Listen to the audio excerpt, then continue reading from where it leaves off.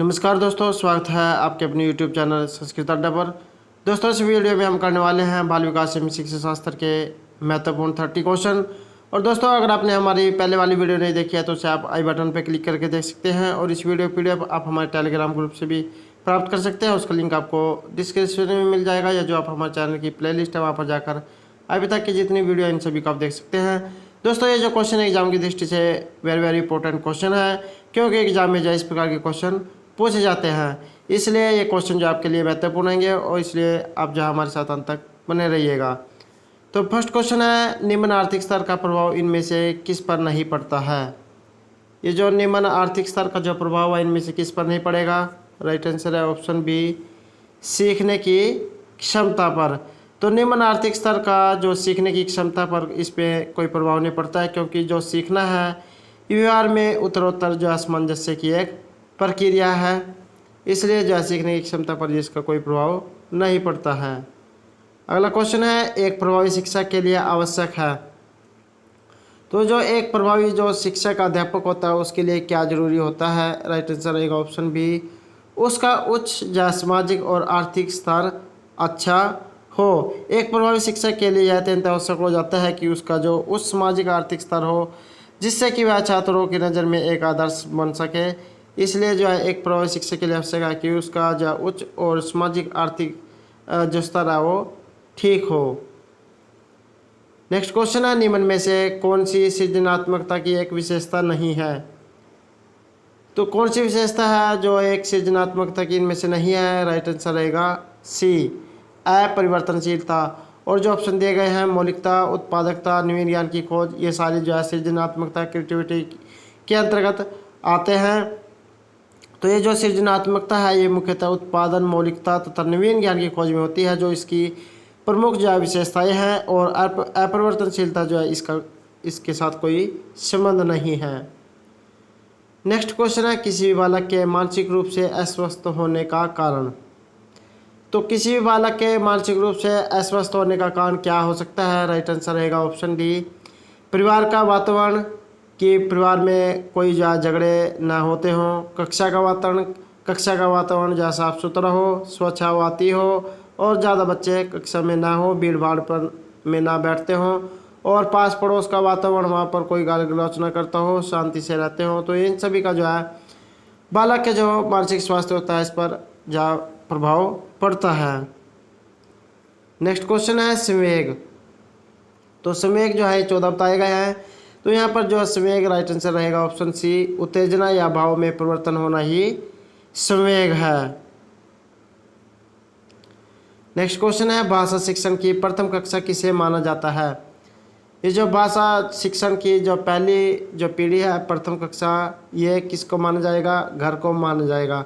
क्योंकि बच्चा जो कुछ भी सीखता है वो जो है सबसे पहले अपने घर से सीखता है, क्योंकि बच्चा सबसे पहले घर में रहेगा, उसके बाद जो है प्ले वे स्कूल में जाएगा और उसके बाद जो नेक्स्ट स्कूल है उसमें जाएगा। तो सबसे पहले जो सीढ़ी होती है ये परिवार ही होता है। बच्चे के अंदर जो भी संस्कार उत्पन्न होंगे वो जो अपने परिवार से, अपने माता पिता से ही प्राप्त होंगे। और बच्चे की जो प्रथम शिक्षिका वो उसकी माँ होती है। नेक्स्ट क्वेश्चन है, प्रयास व त्रुटि में सबसे महत्वपूर्ण क्या है। ये जो प्रयास व त्रुटि का जो सिद्धांत था ये थॉर्नडाइक के द्वारा दिया गया था। तो इसमें महत्वपूर्ण क्या होता है। सही आंसर है ऑप्शन सी, लक्ष्य के प्रति जो है व्यक्ति का ध्यान होना चाहिए। तो थॉर्नडाइक के द्वारा ये प्रतिपादित जो सीखने के प्रयास व त्रुटि का जो नियम है ये लक्ष्य को प्राप्त करने में सबसे अधिक महत्व देता है। नेक्स्ट क्वेश्चन है, निम्न में से कौन सा वाद बच्चों को अपना ज्ञान स्वयं निर्माण करने का अवसर प्रदान करता है। तो कौन सा वाद है जो बच्चों को अपना निर्माण करने का अवसर प्रदान करेगा। सही आंसर है ऑप्शन सी, रचना करना, किस चीज़ की खोज करना।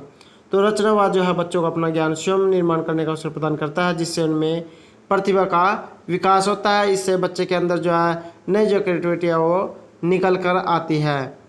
बच्चा जो है चीज़ों नई जो है खोज करता है, नई चीज़ें जो है बनाकर देखता है। नेक्स्ट क्वेश्चन है, समाज मिति तकनीक का प्रयोग किया जाता है।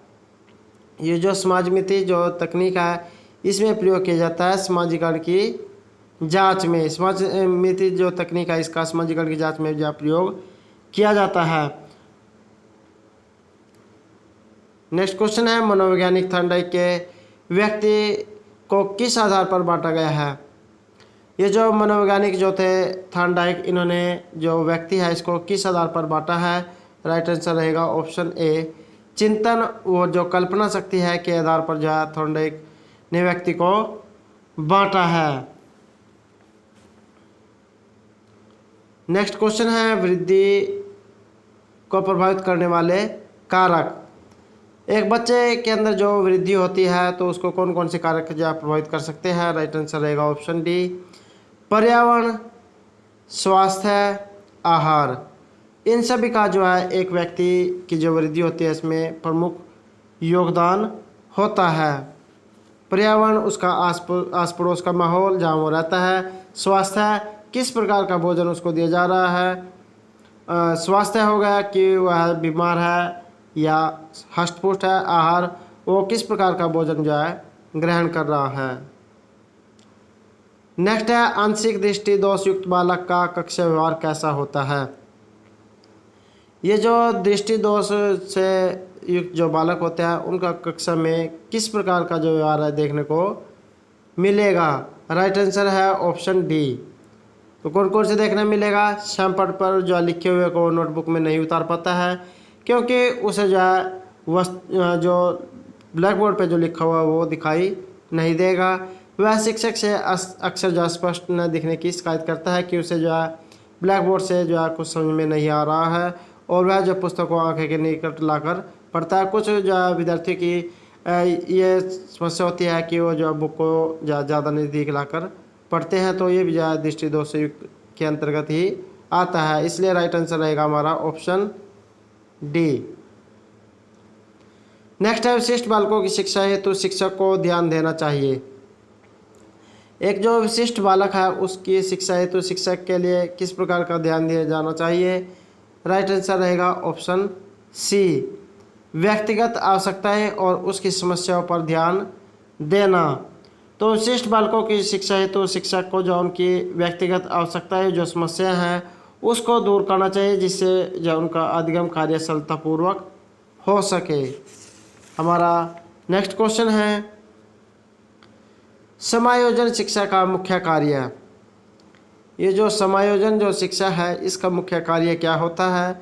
राइट आंसर रहेगा ऑप्शन डी, विद्यालय न आने वाले बच्चों को विद्यालय में लेकर आना, विशेष आवश्यकता वाले बच्चों को मुख्यधारा से जोड़ना और विशेष व जो सामान्य बच्चे हैं उनको साथ साथ पढ़ने की सुविधा देना, ये जो समायोजन के अंतर्गत आते हैं। नेक्स्ट क्वेश्चन है निम्न में से कौन सी अक्षमता केवल जन्मजात होती है। तो ये कौन सी अक्षमता है, कमजोरी है जो बच्चे के अंदर जो है जन्म से ही होती है जैसे वो जन्म लेता है। राइट आंसर रहेगा ऑप्शन डी, मंदबुद्धि जो है व्यक्ति बीच में नहीं होता है। तो ये जो है बच्चे के जो गर्भ से ही व्यक्ति के अंदर जो है गुण आते हैं। बाकी जो है और दिए गए हैं दृष्टि दोष ये भी बाद में हो सकता है, श्रवण वाला भी जो है बाद में हो सकता है और मूक बधिर भी जो है बाद में हो सकता है। नेक्स्ट है निम्न में से कौन सी इकाई का उपयोग सुनने की क्षमता की जांच हेतु किया जाता है। तो ये जो क्वेश्चन है कौन सी इकाई है जिसका उपयोग जो है सुनने की क्षमता के लिए किया जाता है। तो ये जो है ध्वनि से संबंधित है और ध्वनि के लिए जो है डेसिबल का प्रयोग किया जाता है। राइट आंसर रहेगा ऑप्शन बी। नेक्स्ट है किस प्रकार के बच्चों की शिक्षा हेतु सांकेतिक भाषा का प्रयोग किया जाता है। दोस्तों आपने जो पढ़ाई होगा कि जो भाषा होती है ये 3 प्रकार की होती है, लिखित, मौखिक और सांकेतिक। तो ये जो संकेत की भाषा है इसका प्रयोग जो है जो ये मूक बधिर होते हैं जो बोल नहीं सकते हैं उनके लिए जो है सांकेतिक भाषा का प्रयोग किया जाता है और जो दृष्टि दोष वाले होते हैं उनके लिए जो है ब्रेल लिपि का प्रयोग किया जाता है। ये जो है क्वेश्चन वेरी वेरी इंपॉर्टेंट है और एग्जाम में जो है ये आता रहता है। नेक्स्ट क्वेश्चन आएगा निम्न में से कौन सा विकास का सिद्धांत नहीं है। तो ये कौन सा जो है विकास का एक सिद्धांत इनमें से नहीं है। राइट आंसर रहेगा ऑप्शन डी, विकास मशीनी प्रक्रिया है। बाकी और जो इसमें दिए गए हैं जैसे विकास जो है ये लंबवत न होकर वर्तुलाकार होता है, जिस प्रकार जो है एक स्प्रिंग होता है इस प्रकार से जो है ये चलता है। और विकास क्या है, एक क्रमबद्ध होता है और निरंतर होता रहता है। नेक्स्ट क्वेश्चन है, मनोविज्ञान के अनुसार बाल विकास की कौन सी अवस्था सबसे जटिल और कठिन है? तो कौन सी अवस्था जो है बाल विकास में सबसे जटिल और कठिन बताई गई है? इसको जो है तनाव और तूफान की अवस्था भी कहा जाता है। राइट आंसर रहेगा ऑप्शन बी। तो ये जो किशोरावस्था है ये बाल विकास की जो दृष्टि से सबसे अधिक कठिन और समस्या वाली जो अवस्था है। बालक और बालिकाओं में इस अवस्था में अति तीव्र परिवर्तन होते हैं। और जो स्टैनले हॉल जो मनोवैज्ञानिक है, इनके अनुसार किशोर जो अवस्था है ये जीवन में क्रांतिकारी परिवर्तन, कठिन संघर्ष और तूफानी दौर का समय है। दोस्तों कई बार जो एग्जाम में इनकी परिभाषा भी पूछ ली जाती है। नेक्स्ट क्वेश्चन रहेगा, शिक्षक को गृह कार्य की जांच करनी चाहिए। तो एक जो अध्यापक होता है उसको जो है गृह कार्य की जांच कैसे करनी चाहिए? तो उसको जो है नियमित रूप से प्रतिदिन हर रोज़ जो है बच्चे के जो गृह कार्य है उसकी जांच करनी चाहिए कि उसने जो काम जो है स्कूल में दिया गया था वो जो किया है या नहीं किया है। इससे जो बच्चे के अंदर रेगुलरिटी बनी रहती है। नेक्स्ट क्वेश्चन है, बुरी आदतों को सुधारा जा सकता है। तो एक बच्चे के अंदर जो बुरी आदतें होते हैं, किसी के साथ गाली गलौज करना, चोरी करना, तो इस प्रकार की जो भी आदतें हैं उनको किस प्रकार तो उनको सुधारा जा सकता है अनुबंधन के द्वारा। राइट आंसर रहेगा ऑप्शन सी। नेक्स्ट है, सृजनात्मक बालक में इनमें से कौन सा गुण नहीं पाया जाता है? तो ये जो सृजनात्मक जो बालक होते हैं, प्रतिभाशाली या जिनका जो बुद्धिलब्धि 140 प्लस होती है, तो उनमें से कौन सा गुण इनमें नहीं पाया जाता है? राइट आंसर रहेगा ऑप्शन डी। अर्थात उनकी जो रुचि है ये सीमित नहीं होती है, क्योंकि उनका जो शब्द भंडार है वो असीमित होता है। तो ये जो सृजनात्मकता है ये मौलिक परिणामों को व्यक्त करने की एक मानसिक प्रक्रिया है जिसमें खोजपूर्ण प्रवृत्ति, अच्छी अंतर्दृष्टि और जो क्रियाशीलता है इसका गुण इसमें पाया जाता है। नेक्स्ट क्वेश्चन रहेगा, यदि कोई छात्र असामाजिक व्यवहार का प्रदर्शन कर रहा हो तो शिक्षक को क्या करना चाहिए?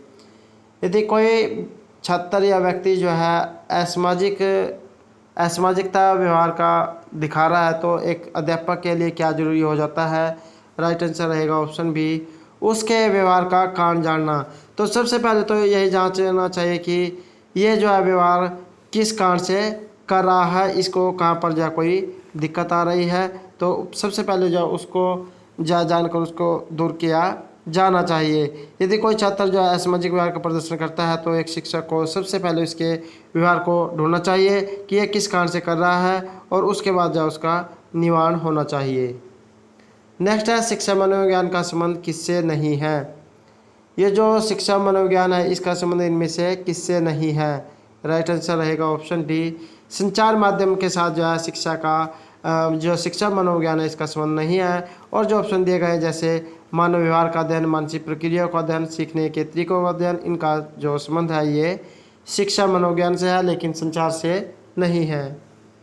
नेक्स्ट क्वेश्चन है, पियाजे के अनुसार मूर्त समक्रिया का स्तर किस अवधि में घटित होता है? तो ये जो जीन पियाजे जो एक मनोवैज्ञानिक है, इन्होंने मूर्त जो संक्रिया है इनका किस अवधि में ये घटित होती है? राइट आंसर रहेगा ऑप्शन सी, 7 से 11 वर्ष में ये घटित होती है। तो जीन पियाजे के अनुसार जो मूर्त जो समक्रियाएँ हैं इनका स्तर 7 से 11 वर्ष की अवधि में घटित होता है।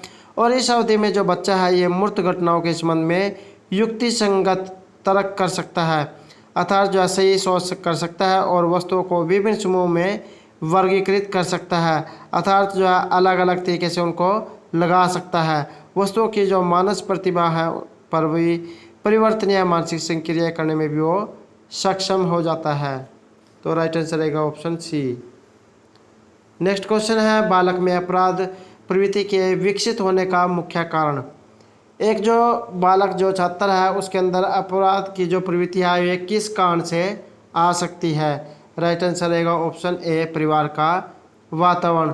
बच्चा की जो प्रथम पाठशाला ये परिवार को ही माना गया है और उसकी माता को जो प्रथम शिक्षिका माना गया है। तो एक बच्चे के अंदर जो भी गुण सबसे पहले जो है उत्पन्न होंगे वो परिवार से ही होंगे। अगर परिवार का जो माहौल है वो अशांत होगा, परिवार में लड़ाई झगड़े होते हैं या किसी प्रकार की आर्थिक तंगी या कोई भी जो बच्चे के लिए जो वातावरण है वो अनुकूल नहीं है, तो इसका जो सीधा असर है ये बालक के ऊपर पड़ता है।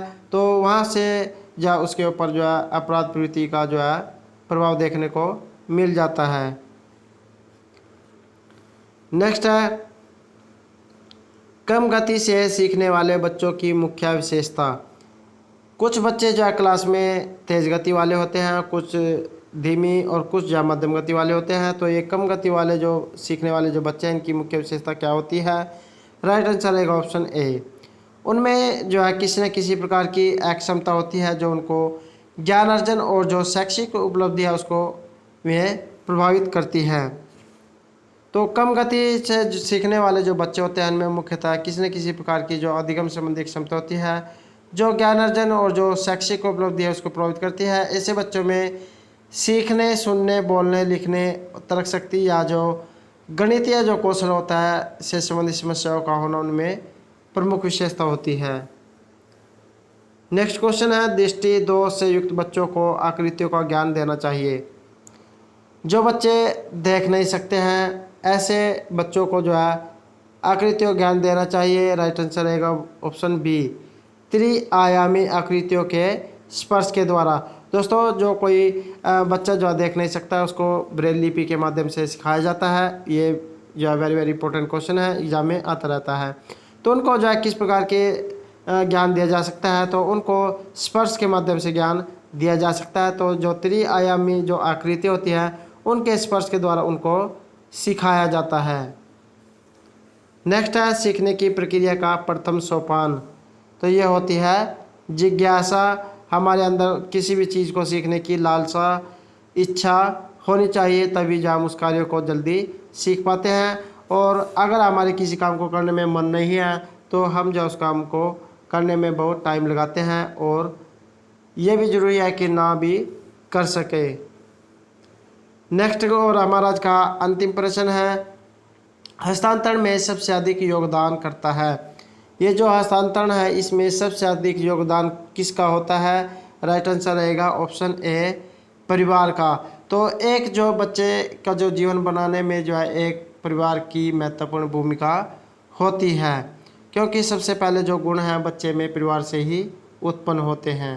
परिवार जो है शिक्षा की एक अनौपचारिक संस्था है जो बालक के विकास में एक महत्वपूर्ण भूमिका निभाती है। साथ ही जो सामाजिक परंपराएं के हस्तांतरण में भी इसका सबसे ज़्यादा योगदान रहता है।